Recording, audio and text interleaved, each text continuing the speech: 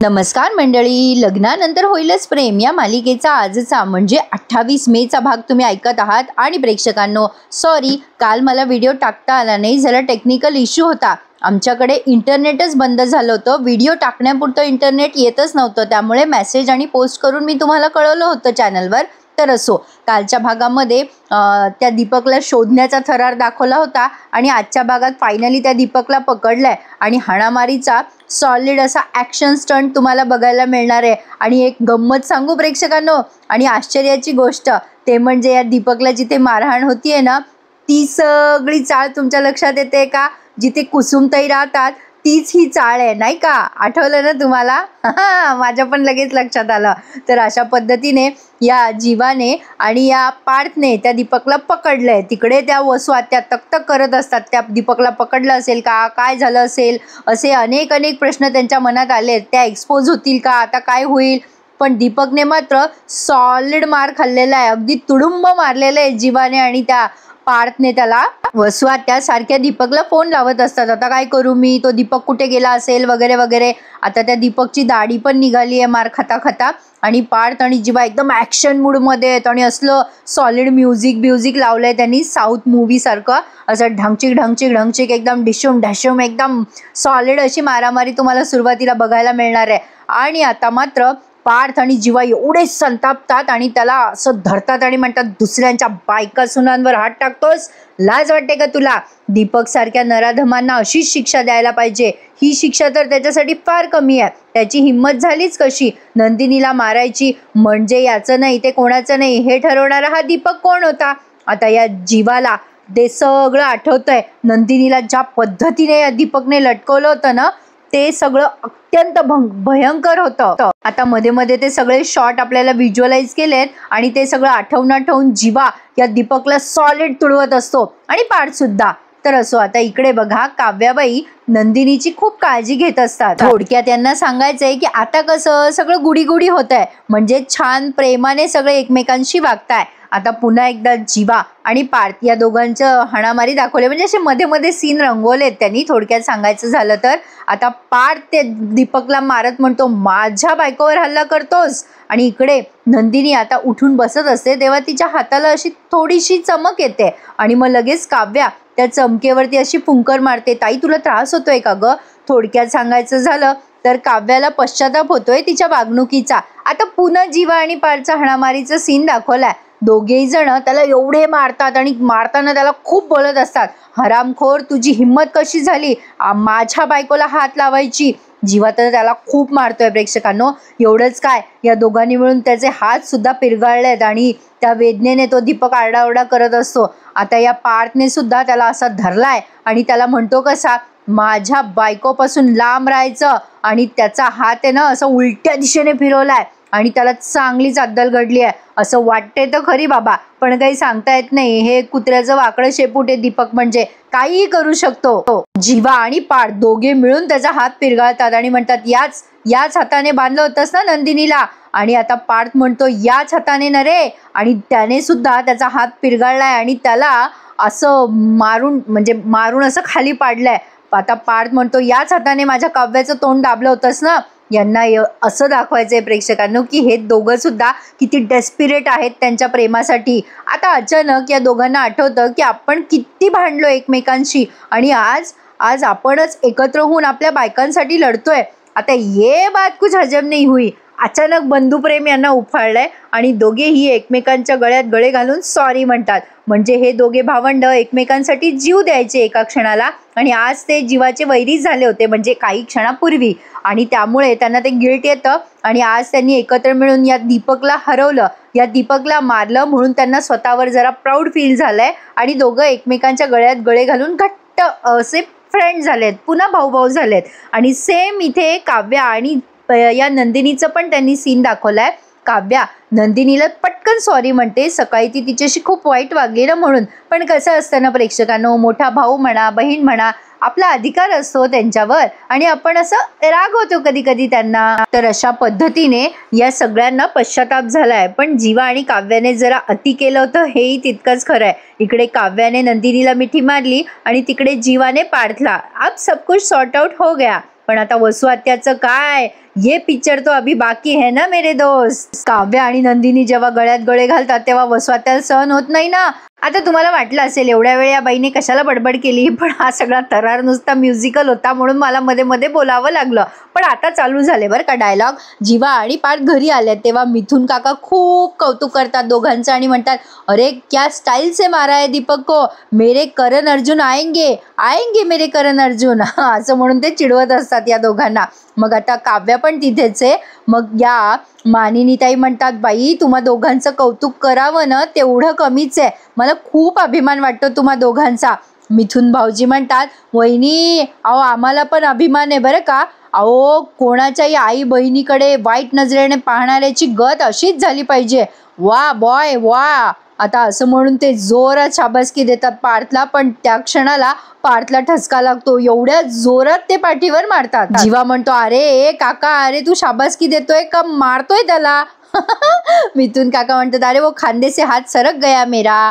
मग या मानिनताई म्हणतात, आऊ भाऊजी आता हिंदीतून नका बोलू हो. जीवाचा ठसका कमी झालेला असतो, सॉरी पार्थचा ठसका कमी झालेला असतो. मग जीवा म्हणतो, काय रे दादा बरं वाटतंय ना आता. आणि काय ग आई असं का बघतेस तू आमच्याकडे. मानिनताई म्हणतात, काय न कधी कधी आपल्या आयुष्यामध्ये एखादा वाईट प्रसंग खूप काही चांगलं देऊन जातो. मग जीवा म्हणतो, म्हणजे काय म्हणायचं ग आई. वसू आत्या कशा पाहताय बघा प्रेक्षकांनो. मानिनीताई म्हणतात, अरे बाबा म्हणजे त्या दीपकला धडा शिकवण्यासाठी माझी पोरं एकत्र आली, एकत्र मिळून तुम्ही लढा दिलात. खरंच रे पोरांनो मला फार छान वाटतंय बघा आज. असेच एकत्र राहा रे बाबा, अजून काय हवं आम्हाला. पूर्वी एकत्र होतात ना अगदी तसे. आता वसू आत्याला काही ते सहन होईना. आता मानिनताई म्हणतात, पूर्वी एकाला आरे म्हणलं की दुसरा कारे म्हणायचा. अगं बाई नंदिनी तुला माहितीये का, जीवाला ना शाळेत एका मुलाने मारलं होतं आणि ज्या मुलाने मारलं ना त्यानंतर त्या मुलाची सायकल पूर्ण आठवड्यात पंक्चर असायची बरं का. म्हणजे नंतर असं कळलं की त्या मुलाची सायकल पंक्चर करणारा आमचा पार्थ दादा होता. मिथुन भाऊजी लगेच म्हणतात, क्या बात है, तेरी जंग और मेरा बदला. यांचं हिंदी भारी आहे अगदी माझ्यासारखंच. तर असो आता मानिनीताईंना फार छान वाटतंय की चला आपली दोन्ही पोरं एकदाचे एकत्र आले, भांडणं मिटली, आनंदी आनंदगडे सगळीकडे चोहीकडे. पण वसू आत्याला मध्ये मध्ये फ्लॅश केलंय ना त्यांनी. आता सगळे खुश असतात, हसत असतात. नंदिनी म्हणते, हो आई अगदी करेक्ट बोललात, या दोघांना एकत्र बघून छानच वाटतंय. आता नंदिनी हळूच म्हणते, जीवा अहो कुठे लागलं तर नाही ना तुम्हाला. आता ते काव्याला सहन होत नाही. आता काव्याला असं इकडे तिकडे पाहून घेते काव्या, पण जीवा लगेच म्हणतो, हो मी ठीक आहे नंदिनी, तुझा हात बरा आहे ना.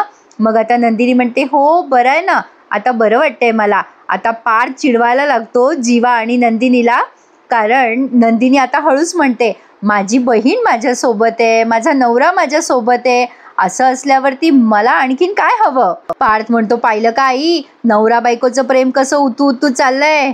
आणि नंदिनी पार्थ लाजतात बरं का. आणि मग काव्याला मात्र कसं तरी होतं ना. आता यांची जोडी आता हळूहळू जवळ येते प्रेक्षकांनो. अरे एकदाचं पॅचअप करून टाका म्हणा, म्हणजे आमच्याही डोक्याचं टेन्शन जाईल. पण असो आता हे मिथुन भाऊजी म्हणतात, चला चला तुमचा हा मोठा स्टंट पाहिल्यानंतर तुम्हाला म्हणजे आम्हाला तर भारी वाटलं, पण तुम्हाला आता भुका लागल्या असतील की नाही. आता मस्त थंड थंड पाण्याने आंघोळ करून या आणि इथे येऊन मस्त थंड थंड आईस्क्रीम खात. चला चला तुमच्या खोलीत जा आणि आवरून या बरं पोरांनो. असं म्हणून या मिथुन काकांनी सगळ्यांना पांगवलंय. आता प्रत्येक जण आपापल्या खोलीत निघून जातात. मिथुन काका म्हणत असतात, I like this ice cream, I like this ice cream. आणि मग हे सगळेजण निघून जातात. मग आता काव्य ते टेबल आवरत असते ना तेव्हा या मानिनताई म्हणतात, बाई तू जा बरं नंदिनीला वर घेऊन जा, मी आवरते हे सगळं. आता बघा ही नंदिनी आणि काव्या खोलीत जातात, पण आता तिथे वसू आत्या आणि मानिनीताईच राहतात. आता या मानिनीताईंनी वसू आत्याला झापायचं ठरवलंय. ती म्हणते, काय हो वसुताई काय झालं, फारच शांत झाल्यात तुम्ही अचानक. कमालच केली नाही बाई तुमच्या भाच्यानी. आणि मुख्य म्हणजे जसे गेले तसे परत आले. काल या उगाचच बडबडत होत्या ना, काही झालं तर, माझा नवरा मेला होता बाई, असंच केलं होतं त्याने तर, वगैरे वगैरे. यांच्या मनात भीती घातली होती वसू आत्याने, म्हणून मानिनीताईंनी त्यांना चोख उत्तर दिलंय. मानिनीताई म्हणतात, काय हो वसुताई आवडलं नाही का तुम्हाला. नाही म्हणजे तुमच्या भाच्यानी जे काही केलं ते तुम्हाला पटलं नाही वाटतं. बाई मला तर फार आवडलंय. आज ना आपल्या बायकोसाठी लढून या पार्थने आणि जीवाने दाखवून दिलंय की की नात्यांचा पुढचा गिअर पडला ना की कसं संसाराची गाडी आपोआप वेग धरते. काय हो वसुताई, तुम्हाला काय वाटतंय? आणि वसुताईच्या चेहऱ्यावर 12 वाजलेले, पण इतक्यात काही वसू आत्या एक्सपोज झाल्या नाही. तुमच्यापैकी बऱ्याच प्रेक्षकांचे असे अंदाज होते आणि ते खरे ठरले. मलाही तसं वाटत होतं म्हणा, पण काही सांगता येत नव्हतं. तर असो, आता बघा इकडे नंदिनीबाई पसारा आवरत असतात तेव्हा पसारेवाला तिला म्हणतो, काय ग ए चकाचक बाई, अगं तुझ्या हाताला लागलंय ना तरी तुला काम करायचंय? नंदिनी म्हणते, अहो थोडे कपडे राहिलेत, अहो करू द्यात की कपड्यांच्या घड्या, तेवढीच जरा हातांची एक्सरसाइज होईल. आता नंदिनी जरा ओव्हर करत असते बरं का, एकीकडे कपड्याच्या घड्या घालत असते आणि एकीकडे अगं बाई लागलं मला असं, म्हणजे जरा कॉमेंट्री करत असते मागून. मग जीवा तिला म्हणतो, काय ग तुला आता जिम मध्ये जाऊन डंबेल्स उचलायचे का ग नंदिनी? जीवा तिला म्हणत असतो, अगं आराम कर ना. नंदिनी म्हणते, अहो कालपासून आरामच करते मी, आता मला कंटाळा आलाय, किती आराम करू, आता नाही बरं आराम वगैरे, सकाळपासून नुसती बसून आहे मी आणि एका जागी बसायची सवय नाही मला. आता जीवा म्हणतो, हो ग बाई मला माहिती आहे चकाचक बाई, तुझ्या पायाला भिंगरी असते, पण कधी आराम करणं चांगलं असतं. चल बाजूला सरक, मी करतो कपड्यांच्या घड्या. मग आता नंदिनी म्हणते, काय तुम्ही करणार कपड्यांच्या घड्या? नंदिनी आधी म्हणत असते त्याला की मला ना असं पसारा आवडत नाही, तुम्हाला माहिती आहे ना, आता हे कपडे असेच ठेवले तर सकाळपर्यंत इथे राहतील, मला नाही आवडत. मग जीवा तिला म्हणतो की मला तुझं पसारा आवरणं आवडत नाही, तू सरक बरं, मी करतो कपड्यांच्या घड्या. आणि मग नंदिनी मोठ्याने हसते आणि म्हणते, अगो बाई तुम्ही करणार कपड्यांच्या घड्या? मग जीवा म्हणतो, त्यात एवढं हसण्यासारखं काय आहे? नंदिनी म्हणते, नाही हो जरा गंमतच वाटली, पसारेवाला रूम आवरणार म्हणजे हे कसं झालं की शाळेतल्या सगळ्यात दंगेखोर मुलाला मॉनिटर केल्यानंतर त्याने गप्पा बसा सांगण्यासारखं आहे. नाही बाय द वे, चक्काचक बाईचा गुण तुमच्यात कसं काय शिरला हो? आता जीवा हसतो बरं का. मग नंदिनी म्हणते, हसलात की नाही, माझा सेन्स ऑफ ह्युमर आहेच का? जीवा सुद्धा खळखळून हसतोय नंदिनी सोबत. नंदिनी म्हणते, अहो असेच हसत जा ना जीवा, किती छान दिसता हो तुम्ही, बघा बघा त्यात ती खळी पडते ना, अरे वा किती छान पडली बघा ना. तुम्हाला सांगू का जीवा, मला खळीबद्दल ना फार फॅसिनेशन होतं, किती छान वाटते ना ती खळी. जीवा तुम्हाला सांगते, मला कधीच खळी पडली नाही हो, म्हणजे तुम्हाला सांगते मी शाळेत ना पेन्सिलच्या टोकाने असा खड्डा पाडून बघायचे गालाला. त्यावर जीवा म्हणतो, ए चल चल काही बोलतेस नंदिनी? नंदिनी म्हणते, अहो मी खरं सांगतेय, मी शाळेच्या मधल्या सुट्टीमध्ये हेच उद्योग करायचे, मी माझा तिसरा बाकडा आणि माझी पेन्सिल, झालं काही नाही, शाळा सुटली, पाटी फुटली, पेन्सिलला खड्डा पडला असेल पण मला काही खळी पडली नाही. आता असं बोलता बोलता अचानक जीवा तिच्या हातावर टाळी देतो आणि दोघेही एकमेकांच्या हातात हात देतात. त्यामुळे आता अचानक नंदिनीला ऑकवर्ड होतं आणि जीवाला सुद्धा. आणि इथे आपलं मालिकेचं गाणं वाजलं, लग्नानंतर होईलच प्रेम. आता ही जोडी पाहिली, आता दुसरी जोडी बघा. इकडे हा पार्थ, त्याला लागलेलं असतं हाताला म्हणून त्याच्या हाताला काहीतरी लावत असतो अँटीसेप्टिक क्रीम. मग काव्या झोपत असते पण तिला ते दिसतं आणि ती उठून विचारते पार्थला, काय हो पार्थ खूप दुखतंय का? आता पार्थ म्हणतो, नाही नाही जास्ती काही नाही, थोडंसंच दुखतंय. पण काय हो काव्या, तुम्ही माझ्यासाठी उठून बसलात? आता काव्या त्याला कुचकं बोलते, बरं चुकलंच मग माझं. पार्थ म्हणतो, अहो नाही हो, मी कुठे असं म्हटलं तुम्हाला चुकलं बिकलं, पण तुम्ही जेव्हा असे विचारता ना मला दुखलं का वगैरे वगैरे, तेव्हा बरं वाटतं हो मला काव्या. नाही म्हणजे तुमचा छोट्यातल्या छोटा रिस्पॉन्स माझ्यासाठी जखमेवर लावलेल्या औषधासारखा असतो. पार्थ आता इमोशनल होऊन म्हणतो, आज ना काव्या जीवाने खूप छान रिस्पॉन्स दिला आणि आम्ही दोघं एकत्र आलो, आज जीवाने आणि मी एकत्र मैदान मारलं. मग काव्या म्हणते, त्यासाठी थँक्यू खरंच, म्हणजे आज तुम्ही आणि जीवाने जे काही केलं ना ते, त्यामुळे घरातले सगळेच खूप खुश आहेत. पण आता पार्थ पुढे असं काही बोलतो त्यामुळे काव्याचं डोकं सरळ. पार्थ म्हणतो काव्याला, तुम्हाला खरं सांगू का, मला जेव्हा कळलं ना नंदिनीकडनं की तुमच्यावरही हल्ला करणारा तो दीपकच होता आणि माझ्यासमोर तो दीपक जेव्हा उभा होता ना, तेव्हा मला ना त्या दिवशीची ती रात्र आठवली. तुम्ही घाबरत होतात त्या दिवशी, थरथरत होतात, त्या आठवणीतच ना मी त्याला तुडवला. आज जीवाने सुद्धा त्यापेक्षा जास्ती ॲक्शन घेतली, तो खूप पेटला होता माझ्यापेक्षा जास्ती. तुम्हाला सांगतो काव्या, जी बदल्याची आग माझ्यात होती ना त्यापेक्षाही जास्ती जीवा खूप पेटला होता. आता काव्या म्हणते, का माझ्यावर हल्ला झाला होता त्या दिवशी म्हणून का? मग आता पार्थ एकदम म्हणतो, नाही नाही नंदिनीवरती हल्ला झाला होता म्हणून. आता बघा काव्याला फार धक्का बसतो या गोष्टीमुळे. पण आता बघा नंदिनी म्हणते, "आहो जीवा, अशी घडी घालायची नसते हो, ते ओपन करा बरं आणि आता या दोन्ही बाजू अशा आत घ्या आणि असे नीट करा बरं खाली हात, असे एका बाजूने करा बरं घडी." ही त्याला कपड्याच्या घड्या घालायला शिकवते आणि मग तो जीवा कसा बसा शिकतो कपड्यांच्या घड्या घालायला. अरे देवा, याने कधीच कपड्यांच्या घड्या घातलेल्या नव्हत्या वाटतं.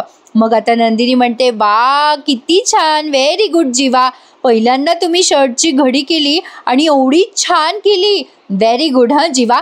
हे कसं सर्टिफिकेट कसं लॅमिनेशन करून ठेवतो आपण, तसं तुमची घडी लॅमिनेट करून ठेवण्यासारखी झाली बरं का जीवा. पण खरं सांगू का जीवा, तुमच्यामध्ये जे काही बदल होत आहेत ना, ते बदल पाहून मला फार छान वाटतंय." मग जीवा म्हणतो, उगाचच आपलं काहीतरी इमले बांधू नकोस, मी काही बदल वगैरे करून घेत नाहीये माझ्यामध्ये. उगा तुला बरं नाहीये म्हणून मी आवरतोय, तुला बरं वाटू दे उद्या, मग बघ कसा पसारा घालतो मी. आता नंदिनी म्हणते, "काही करा मिस्टर, मी तुमच्यावर चिडणारच नाहीये. तुम्ही अशा छोट्या छोट्या गोष्टी करता ना माझ्यासाठी, त्या मला फार आवडतात जीवा. In a way you make me smile. तुमच्यासोबत मी खूप खुश असते." मग जीवा म्हणतो, "मला सुद्धा तुला कायम खुश बघायचंय." आता हा डायलॉग तो नेहमी, "नंदिनी, त्या दिवशी मी तुला आनंद निवासमध्ये त्या सगळ्या अवस्थेत बघितलं आणि आता तो एकदम टेन्शनमध्ये येतो." मग नंदिनी म्हणते, जीवा काय झालं तुम्हाला?" आता जीवा कसा पेटून उठला ते सगळं त्यांनी पुन्हा एकदा व्हिज्युअलाइज केलंय, पण त्याच्या डोळ्यात पाणी आल्यामुळे नंदिनी शॉक झाली. "बापरे जीवा, तुम्ही रडताय?" आणि आता जीवा एकदम ते अश्रू लपवण्यासाठी उठून उभा राहतो, नंदिनीला कळू नये म्हणून. पण आता हे काय आहे नेमकं प्रेक्षकांनो, ये बात जीवा को भी समझ में नहीं आ रही. आता इकडे काव्य हर्ट होते ना की नंदिनीसाठी जीवा पेटून उठला म्हणून. आता बघा पार्थ सांगत असतो तिला, काय झालं माहितीये काव्या, नंदिनीला जो काही त्रास झाला होता, नंदिनीवरती त्या दीपकने हल्ला केला होता, या सगळ्या गोष्टीमुळे जीवा खूपच पेटून उठला होता हो. म्हणजे त्याने त्या दीपकला एवढं तुडवलं ना, ज्या प्रकारे त्याने जीवाने तुडवलं ना दीपकला, त्याच्याकडे बघून कोणालाही गोंधळ उडाला असता. म्हणजे त्याला बघून मला तर खरंच जास्ती चेव आला होता. दीपकला बघता बघता म्हणजे मारता आम्ही हेच म्हणत होतो की आमच्या बायकोवर हल्ला केला, आमच्या बायकोवर त्रास दिला. म्हणजे माझ्यापेक्षा जास्ती तर जीवा संतापला होता.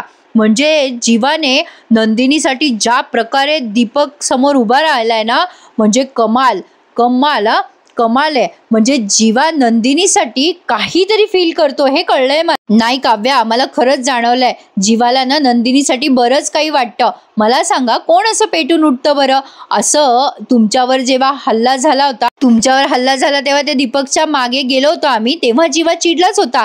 पण आज तो जे काही चिडला ना, म्हणजे ज्या जीवाला मी आज बघितलं ना, त्याआधी मी अशाच जीवाला कधीच बघितलं नव्हतं. त्याला नंदिनीबद्दल बरंच काही वाटायला लागलंय, आलंय ते माझ्या लक्षात.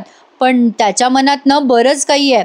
नंदिनीचं ना जीवावर खूप प्रेम आहे. नंदिनीचं तर प्रेम आहेच, पण आता जीवाने सुद्धा तिला छान रिस्पॉन्स द्यावा असं मला वाटायला लागलंय. तुम्हाला काय वाटतं काव्या, या दोघांनी छान पॅचअप करायला हवा ना? आता काव्या लगेच म्हणते, "हे बघा पार्थ, खूप रात्र झाली आहे, झोपा आता." आता हिला काही उत्तर द्यायचं नसतं. आता हिचं प्रेम हिच्या बहिणीकडे चाललंय हे ऐकून आणि बघून हिला कसं बरं वाटणार, कारण हिने अजून हिच्या नवऱ्याला एक्सेप्टच केलेलं नाहीये ना. आता तिला या गोष्टीचा प्रचंड त्रास होतो काव्याला. ती झोपते पण तिला काही झोप येत नसते. आता तो पार्थ झोपल्यानंतर ही पुन्हा उठून बसते आणि पाणी वगैरे पिते, पण झालेला प्रकार तिच्या डोळ्यासमोरून जात नसतो. तिच्या लक्षात आलंय की जीवा तिच्या बहिणीसाठी किती डेस्परेट झालाय आणि आता तिची बहीण आणि जीवा आनंदाने संसार थाटतील हे काव्याला कळतंय. आता ती विचार करते मनात, बस काव्या, शांत हो. अगं असा उलटसुलट विचार नको करूस. तुला वाटतंय ना तसं काही नाहीये. जीवामध्ये आणि नंदिनी ताईमध्ये काल परिस्थितीच तशी होती. ताईची सिच्युएशन कशी होती, ताईला त्याने उचलून आणलं कारण ताई बेशुद्ध होती. त्यांच्या दोघांमध्ये नवरा बायकोवालं नातं नाहीये. नाही असूच शकत नाही. ताईने कितीदाही त्याला नवरा म्हणलं तरी सुद्धा ताईला किती रंगवून सांगू दे, पण जीवाला ताईबद्दल काहीच वाटत नाही हे मला पक्क माहिती आहे.